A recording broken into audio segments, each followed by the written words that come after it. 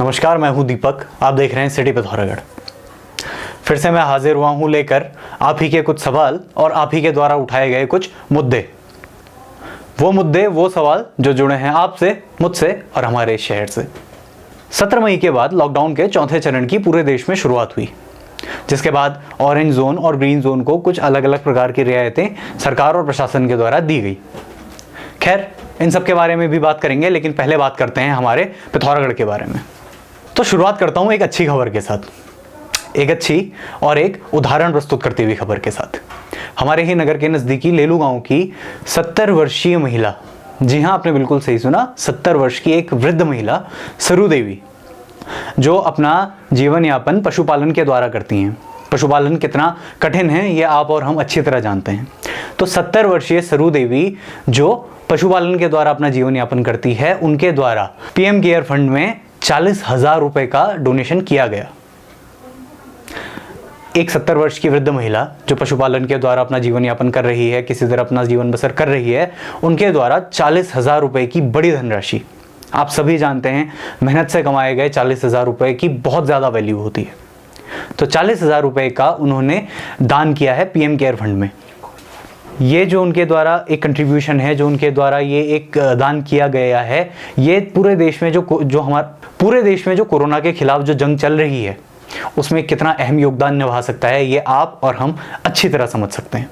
तो सरू देवी जी के इस कदम के लिए मैं उनको बहुत बहुत बधाई देता हूं और पूरे पिथौरागढ़ की तरफ से उनका धन्यवाद करता हूं। इसी के साथ बढ़ते हैं कुछ अगली खबरों की ओर। जैसा कि हम सभी जानते हैं, हमारे इस नगर के ही काफ़ी सारे लोग देश के अलग अलग राज्यों में, अलग अलग शहरों में फंसे हुए हैं। इस मुद्दे को लेकर सिटी पिथौरागढ़ ने पहले भी रिपोर्टिंग की है और प्रशासन से भी बात की है, और अच्छी बात यह है कि प्रशासन अब धीरे धीरे लोगों को ला रहा है। लेकिन हमारे पास काफ़ी सारे लोग जो मुंबई में फंसे हुए हैं। मुंबई में फंसे हुए लोगों के मैसेजेस हमारे पास आ रहे हैं कि जब पुणे से, अहमदाबाद से बेंगलोर तक से ट्रेन चल रही हैं, बसें चल रही हैं, तो मुंबई के लोगों के साथ ऐसा भेदभाव क्यों? इसमें एक तर्क ये सुनने को मिल रहा है कि जो मुंबई है वो देश में कोरोना का सबसे बड़ा हॉटस्पॉट है, सबसे तेज़ी से मामले वहीं फैल रहे हैं, सबसे ज़्यादा मामले वहीं हैं, तो इसीलिए वहाँ पर फंसे हुए लोगों को शायद नहीं लाया जा रहा है। परंतु लोगों का ये कहना है कि जिन लोगों के पास अपनी खुद की गाड़ियाँ हैं और जो वहाँ से यहाँ आने का खर्च वहन कर सकते हैं, वह आ रहे हैं। तो ऐसे काफ़ी सारे हमारे भाई जो होटल्स में और प्राइवेट सेक्टर में काम कर रहे थे और मुंबई में, अब वे वहीं फंसे रह चुके हैं और उनकी आर्थिक स्थिति इतनी मजबूत नहीं है कि वे प्राइवेट वाहन का खर्च वहन करके यहाँ वापस अपने घर में, अपने पहाड़ में आ सकें। तो उन लोगों के लिए भी ये काफ़ी कठिन समय है और उन लोगों का भी ये एक बहुत अहम मुद्दा है। इसी के साथ बढ़ते हैं अगली खबर की ओर। लॉकडाउन के पहले चरण के बाद से ही, यानी लॉकडाउन के शुरू होने के साथ ही जितने भी शिक्षण संस्थान थे वे सभी पूरी तरह से बंद कर दिए गए थे। हालांकि दूसरे चरण में जो वीडियो कॉन्फ्रेंसिंग है या जो ऑनलाइन क्लासेस हैं, उसका प्रावधान किया गया और उसके द्वारा फिर जो क्लासेस हैं और जो पढ़ाई है बच्चों की, वो शुरू कराई गई। अब ये बात समझने वाली है कि काफ़ी सारे जो बच्चे हैं, काफ़ी सारे ऐसे अभिभावक हैं जो प्राइवेट सेक्टर में काम करते थे या अन्य ऐसे सेक्टर्स में काम करते थे, जो लॉकडाउन के बाद पूरी तरह से बंद हो चुके हैं, जिस वजह से उनकी सैलरी, उनकी तनख्वाह, उनका जो जीवन यापन के लिए जो उनका पैसा आता था, वो आना बंद हो चुका है। और यहीं पर हमारे पास कुछ मैसेजेस आए लोगों के कि कुछ प्राइवेट स्कूल्स अभिभावकों को फ़ोन करके ये कह रहे हैं कि अगर 3 से 4 दिन के अंदर या आने वाले कुछ समय में उन्होंने फीस जमा नहीं की तो उनके बच्चों का स्कूल से नाम काट दिया जाएगा। व्यक्तिगत रूप से मेरा ये मानना है कि ये बहुत ही शर्मनाक खबर है। जो भी प्राइवेट स्कूल्स ऐसा कर रहे हैं, उनको ऐसा नहीं करना चाहिए। उनको ये समझना चाहिए कि बहुत कठिन समय चल रहा है। आप ऑनलाइन क्लासेस दे रहे हैं बच्चों को, आप ऑनलाइन क्लासेस की सुविधा दे रहे हैं, लेकिन आपको ये भी समझना पड़ेगा कि काफ़ी सारे ऐसे अभिभावक हैं, काफ़ी सारे ऐसे माता पिता हैं जो जिनकी नौकरी, जिनकी आजीविका के साधन पूरी तरह से समाप्त हो चुके हैं। तो ऐसे में थोड़ा बहुत, ये मेरी निजी राय है कि थोड़े बहुत इंसानियत के नाते उनको सहयोग करना चाहिए। और मैं मानता हूँ टीचर्स को भी सैलरी देनी होती है, उन्होंने भी अपना जीवन यापन करना होता है। तो ऐसे कठिन समय में एकजुट होकर, एक साथ मिलकर इस लड़ाई को लड़ें, किसी के ऊपर दबाव ना बनाएं। तो सिटी पिथौरागढ़ की ये रिक्वेस्ट है उन तमाम निजी संस्थाओं से, उन तमाम निजी स्कूलों से कि ऐसा ना करें। जैसा कि हमने आपको बताया कि हमारे इस नगर के काफ़ी सारे लोग जो अलग अलग क्षेत्रों में फंसे हुए हैं, उनको अब सरकार और प्रशासन वापस ला रहा है और लाने के बाद उनको क्वारंटीन किया जा रहा है। तो जब शुरुआती चरण में लोगों को लाया जाना शुरू हुआ तो उस टाइम पे 11 मई को एक घटना सामने आई। रात करीब 2 बजे लगभग 400 लोग पिथौरागढ़ पहुंचे और रात को आने की वजह से उनके रुकने की व्यवस्था हमारे कॉलेज के परीक्षा भवन में की गई, जहाँ पर जो व्यवस्था थी वो बहुत अच्छी नहीं थी। सोशल डिस्टेंसिंग के कोई भी मानक फॉलो नहीं किए गए थे। लोगों के खाने पीने, यहाँ तक कि अच्छे से सोने की भी कोई बहुत अच्छी व्यवस्था वहाँ पर नहीं थी, जिसके बाद लोगों में और आम जनों के साथ साथ हमारे शहर के ही काफ़ी सारे लोगों में बहुत ज़्यादा गुस्सा और आक्रोश देखने को मिला और काफ़ी सारे सवाल और काफ़ी सारे मैसेजेस हम तक भी आए और काफ़ी सारे सवाल लोगों के मन में खड़े हुए। और इन्हीं सवालों को लेकर हमारे ग्राउंड रिपोर्टर उमेश पहुंचे हमारे जिले के उप जिलाधिकारी श्री तुषार सैनी जी के पास। तो आइए चलते हैं तुषार सैनी जी के पास और जानते हैं कि क्या ऐसी वजह रही कि प्रशासन उन लोगों के रहने खाने की व्यवस्था करने में नाकाम रहा और इतनी ज़्यादा जो आपाधापी हुई वो क्यों हुई। तो सर, जो भी परसों कॉलेज में मामला हुआ है जिसमें कि अचानक से कुछ अव्यवस्थाएं फैली, तो इस मामले में क्या प्रशासन ने कदम लिया और क्या ये मामला था, आप बताइए।